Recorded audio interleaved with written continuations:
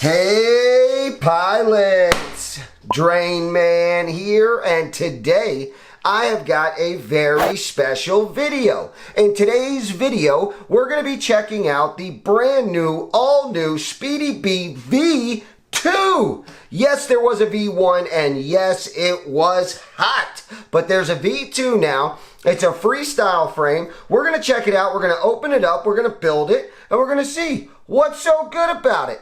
Let's go!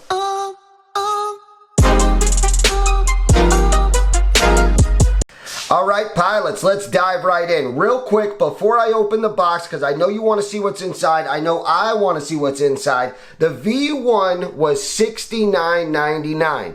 This is the V2, and it is $49.99. That is a $20 difference, so it is $20 cheaper with more features. It's been improved. It's the V2, so I'm excited to find out. Let's go ahead and crack this puppy open. Holy moly. So right off the bat, I mean, that is impressive. So there you go. You've got some beautiful carbon with some gold SpeedyBee lettering. Very nice. Let's set that aside. We've got another piece of foam right here. We'll throw that over there. And then we've got some sort of mounting X plate. We'll set that right there. Oh, another piece of thin foam. This is kind of fun. Okay, there is our top plate. Boom. This is definitely some nice carbon, and oh, another thin piece. Hey. All right, now let's take off this foamy foam. If you are having problems, please contact at SpeedyBee. Very nice. Providing photos and videos and illustrations of your problems will help us serve you faster. So if you open this up and you're having any issues, feel free to reach out to them. You've got a QR code in the back. Very nice. All right, let's get everything out of here so we can figure out what we need to do to get this built. So we've got screws, standoffs. Oh, I love this. I absolutely love when they send us 3D prints because that allows us to complete the build without any complications. Some of these frames you get nothing. You get carbon, screws, you're on your own. Not this guy. Woo! That right there is going to be the biggest upgrade of this frame. That is some strong aluminum. The video might not do it justice, but in person, that is beautiful. All right, let's set these aside. We've got two of those. Those are going to be our camera mounting plates. All right, what else we got in here? We've got a straw for our mounting. Well, not a straw, it's an antenna tube. Whoa, we've got 4 of those. Very nice. All right, battery grip mounting, very nice, thank you. We gotta have that. Got a beautiful leather or polyester battery strap, very nice.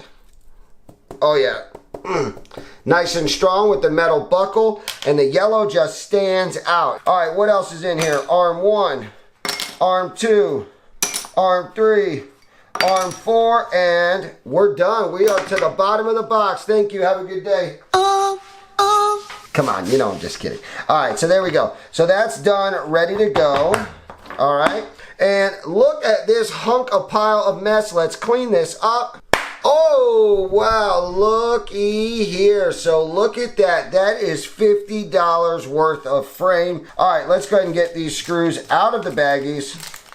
And we're gonna go ahead and build this guy up. So we've got our mounting hardware. So you'll decide if you want to go 30 by 30 or 20 by 20. That's on you. This looks like it's going to be a very simple frame to build. If you are or just have purchased this and you want to know how to build it, that's what we're going to do now. And we're going to quickly go over the features. Let's go ahead and do that now. So we're going to take our main plate. We're going to lay that guy down. Now, you do want to put your lettering for SpeedyBee down. Now the very first thing we're probably going to want to do is grab this plate right here, which is our arm mounting bracket. And we're going to want to get our lock nuts. 1, 2, 3, 4, 5, 6, 7, 8. Grab yourself a pair of pliers, grab yourself your top plate, and punch in your nuts. Alright, so after you've got them all in, you're going to grab one of the smaller screws and you're going to come from underneath and you're going to spin it in. Okay? And then take your driver and you're going to spin your driver with a nut and you're gonna lock it down. Not only does that set the nut for you, it also makes sure that it's nice and even. So now I'll go ahead and unspin that, and I'll start the next one.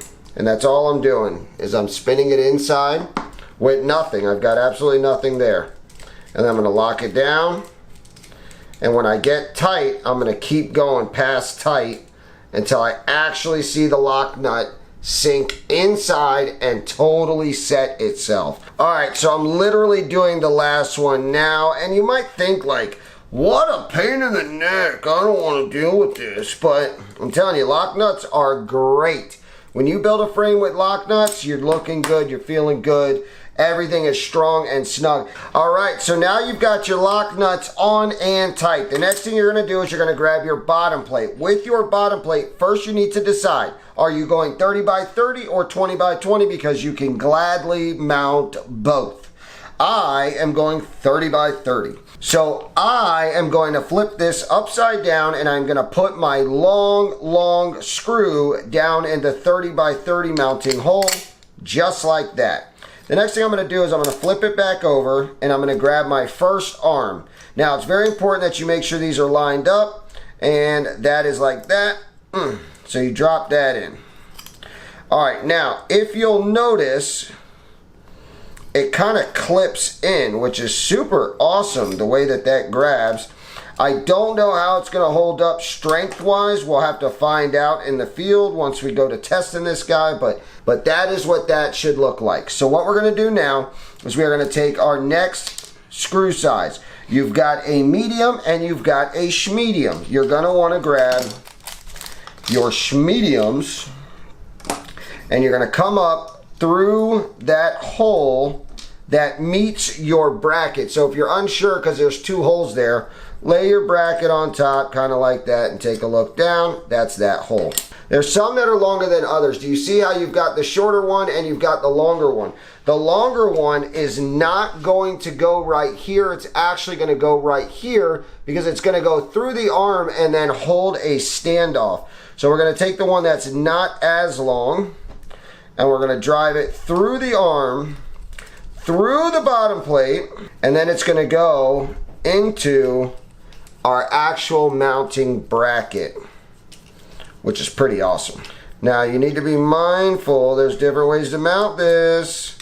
You need to make sure that your X is turned in the right direction. So look at that, spinny, spinny, spinny. Or you could just pull one of these numbers. Woo! Alright, don't do that. But there you go, look at that. That's way better than tightening screw, tightening screw. You're only going to be able to do that one time though, because after that it ain't going to lock down. Boo-doo. Boo-doo. Okay. So we have reached, we've reached this place in our tightening mechanism where we need to go like that, and then we're going to go like that. All right, let's go ahead and start our next one. We're gonna go through our other 30 by 30, and we can just tighten by hand, or we grab our trusty dusty driver and watch and learn. Look at this, watch this, watch this. Woo, baby, ain't that nice. All right, don't tighten too tight now. Go ahead and start your next one, third one, fourth one, and we are done. All right, now lock that one down. Now what we're doing is we're creating the basis for our arms to slide in and lock. So watch this, I'm going to slide that in and boom, lock it down. Now make sure you're grabbing a smaller, not bigger screw, because there are two sizes like we talked about, remember?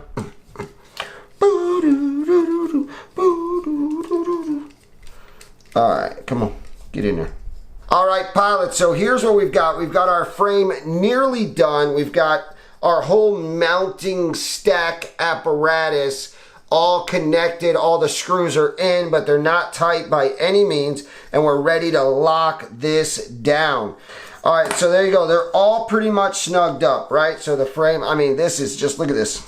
Look at this, huh? No play, no movement, and I'm nowhere near done. I still gotta put another screw through the arms. I'm telling you, this is an incredible design. I love it. I don't know how much of a beating it can handle, But if you guys want to, jump in the comments and tell me, DrainMan, build it. So what we're going to do now is we're going to take the ones that are longer, right? Remember we had schmediums, and then we had mediums, and then we had longs. These are the mediums. You're going to grab those, drive them up in there. Boom, just like that. All right, and after you've got all 4 of those in, you're going to see those little nubs sticking up right here. That's where standoffs are going to go. But before we finish that, let's grab 2 here. We're going to drop 1 there. We're going to drop 1 there. Because that is a lie. That is a lie. And you're going to want to put these all the way in the back. 1 and 2. And those are just 2 of the little guys. I mean, you don't need much. And you're going to grab your super long standoffs. And you're going to put those on the back. And you're going to want to make sure you lock those tight. Those need to be tight, tight, tight. Because they're going to support the entire back of the frame. And I'm going to screw those on here. Alright, now we are going to discuss our camera mounting plate. This here is too freaking cool. Alright, not only is it absolutely gorgeous, let me show you something. If you'll notice, it's a tiny bit shifted, okay? Now watch, and it even labels it, but don't worry about the label. So watch this. I'm gonna take my, I'm gonna take one of my mounts, and I'm gonna take it, and I'm gonna set it just like this, right? Now I'm gonna take my other mount, and I'm gonna set it just like this. All right, so now I've got them both set. Do you see that? That's absolutely gorgeous, right? But what you didn't realize is that these 2 brackets right here are reversible. Okay, good question. I'm glad you asked. Why does it matter that they're reversible? So what? I can grab this one and put it there and grab that one and put it there. So what? Not so what. These brackets are actually misshaped. One of them is fatter on this side. Meanwhile, the other one is fatter on this side, right? So I've got my 2 fat sides like this. So when I mount it, I can now hold a 19mm camera. But I pull them both off and I bloop, swap them just like that. Oh God, I love this. I switch them bloop, just like that. And now I can hold a 20mm camera because my fatter side is now on the outsides, huh? So I've got fat, boom. I'm holding a 20. I pull it up, boom. Fats are now on the inside. I'm holding a 19. Freaking genius. And it's just a small amount. You have no idea. You didn't even know till I told you. Now we're ready for the top plate. That goes on just like this. But before we mount our top plate, I do want to mention that they sent me 2 little goodies.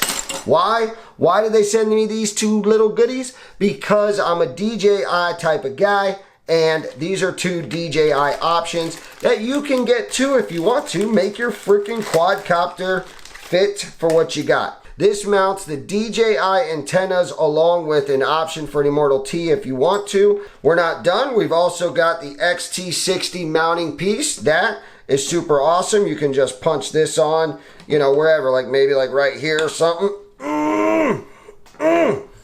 Or not. Whatever you want. And now your XT60 is mounted right there. And this does come with your frame. Me, I probably won't use that, but if you want to, feel free to use it. What's the other one? Oh, come on. You guys already know what that is. That is the DJI mounter piece. All right, so I'm thinking that there we go. Look at that. That is a nice addition to help you mount your DJI Air Unit. And they probably spent a bunch of time designing that, but look at that. That's going to be the perfect little snug, little cozy spot for my air unit. And then you drop this on after. Let me throw screws down on my top plate real fast like. All right, so with our top plate on, also I want to mention one last thing, because you may or may not be mounting a DJI Air Unit back here. If you are going to fly analog, you can mount a 30x30 VTX back here, or maybe the Caddx Vista you can mount right here in these holes. That's what these holes are for. Or you can mount a 20x20 VTX. You can mount whatever you want back here. That's why these brackets are slit like this. They are not a set screw hole like this where you only have the option of the size and that's it. You can actually put the screws through here and then slide them to whatever dimension you want, if you want bigger or smaller or front or more back. So that's why that's there, and that's pretty awesome. Now let's take the last piece of the puzzle, and of course that is our battery grippy pad. Boom, punch out your punch outs, right, like always. Then you peel off your sticky, and if you're lucky you get it one shot. I was not just so lucky. Then we take this and we need to put it on, make sure it looks nice. And wait, that ain't right. That ain't right. There it is. Okay, you had me for a minute now. I'm like, these guys can't cut a battery pad? Alright. Wow. Look at that. This is a beautiful Freestyle frame. It's not that heavy. Hold on, we're going to find out. I know some of you guys want to know. As soon as I publish, you're going to go, well, what size is it? In Grammies, 134 grams. Is that a heavy Freestyle frame? With 3D printings, with battery pads, if we count the battery strap that it comes with, we are at 140. You guys tell me, is that a heavy quad? Is it too heavy? Is it not heavy enough? Do you guys think this is durable? Is it durable? What do you guys think? Jump in the comments, let me know. And then also, I want to know, do we want to see this get built? I'm excited to find out what you guys think. I hope that you guys enjoyed this video, and I will see you on the next one.